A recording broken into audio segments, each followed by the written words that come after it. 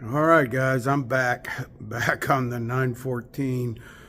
So update, finally got finished welding on the floor pan, and it's okay. I mean, the front area, right in there, in the footwell, the metal got really thin and crispy from rust, but I was able to snag enough of it where I got structure there.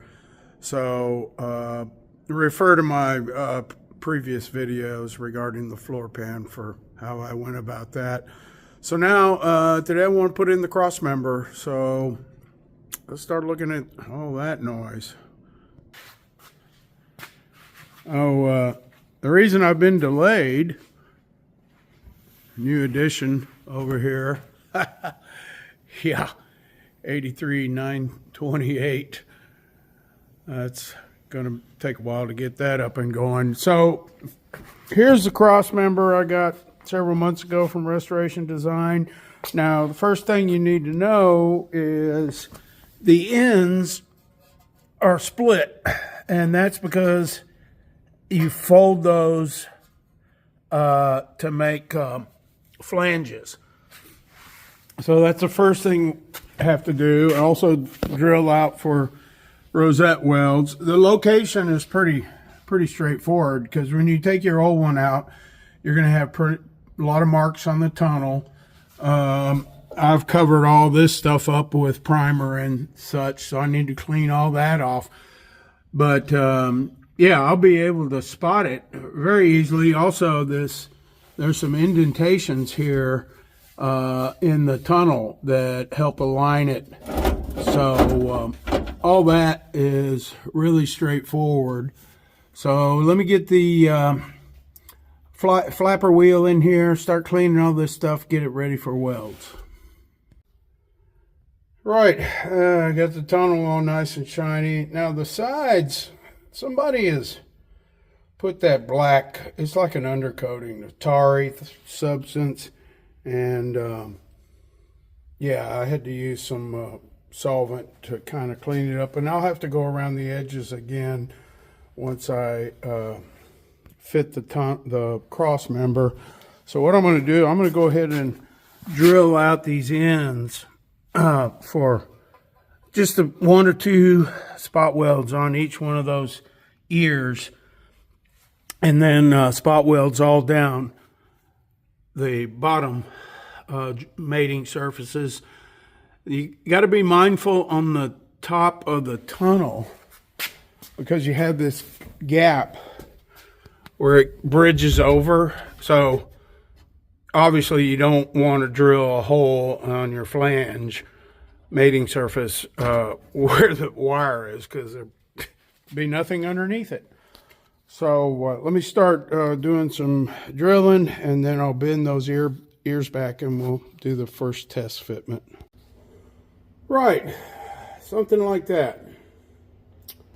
So yeah, it sits right on the tunnel. You can't hardly go wrong here. Just adjust it a little. But look at that. So the actual dimension of between the two longitudinals is greater than the cross member. I mean, it lines up well with the floor pan. So I'm just going to have to bend the ears down till it touches that metal, and probably fill in the rosette welds, because they're not going to be doing a whole lot. I didn't need to drill that one, that's for sure. And I didn't need to drill that one there, because it's down there in the crotch of the floor pan. But it's a lot easier to go ahead and drill those out and then bend the ears. I went through this last time I put one of these cross members in. So note to the Restoration Design guys, I think you need to start making these cross members about a 1/2 inch longer on each end. If you guys for watching. All right, that's more better. So basically, I just had to take those ears, bend them flat, and then only bend about half what I had. I did that on the bench. It's a lot better than trying to beat it in submission inside of the car while I'm welding. Only other note here is I'm going to have to use sheet metal screws to pull the floor pan up because it's got a pretty significant gap under between the pan and the cross member, but that's not unusual. It's just bowed down a little, and that's what this cross member helps in doing, is keeping everything on a flat plane. So I need to prime the floor pan with weld through primer. The underside of the cross member has already got weld through primer on it, so that's good to go. And start installing some sheet metal screws, tightening everything up, and start welding. Okay, I double checked on my other 914 to confirm exact placement, and what it is that flange on the back side, right there where that opening is for the brake switch, the flange, edge of the flange pretty much lines up with those two rivets on the longitudinal. And that measures out to basically 18 inches from this edge to the lower firewall.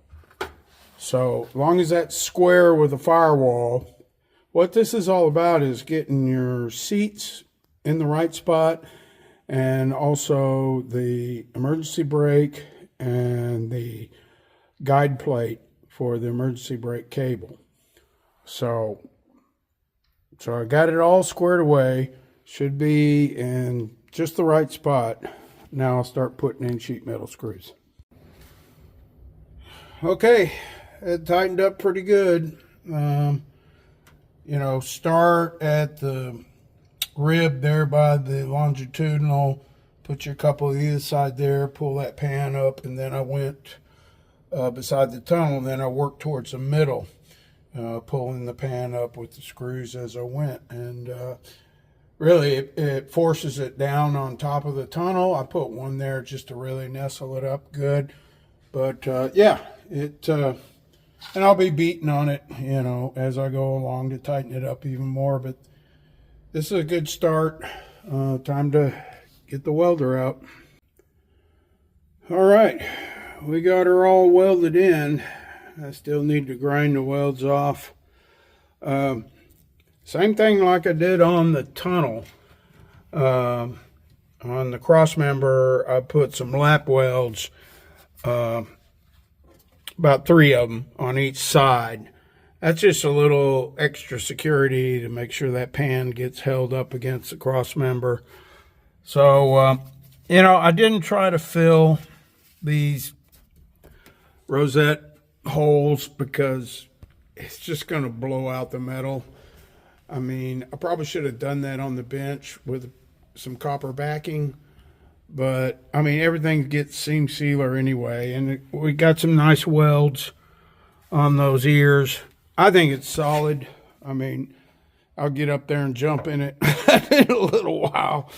But, yeah, just a bunch of grinding that needs to be done. And otherwise, I mean, floor pans are done. And grinding and a lot of seam sealer all the way around all the edges. Everywhere I've been welding, everywhere water can intrude, it'll get seam sealer. So probably at least 2 tubes of that. I still have to do it on the firewall. I'm thinking about cleaning up the upper firewall. The problem is you take a wire brush in there and all you find is more rust, man. It just never ends. So I'm going to wrap this one up. I mean, what's coming up will be to put in the e-brake guide and the e-brake handle bracket. This this isn't the correct brake handle. This is out of 944. But I've got one for 914 laying around somewhere. So that's what I'll do next. That's the reason you can't really put that bracket on, because it's all about how the e-brake lines up with that. That's supposed to be your switch, and I'm going to have to get one of those. And believe it or not, I think you can fish that thing in there after the fact.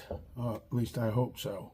So a couple little parts to get, lots of grinding, lots of primer, lots of seam sealer, and floor pan will be good to go. It's a big milestone for this 914. Thanks for watching.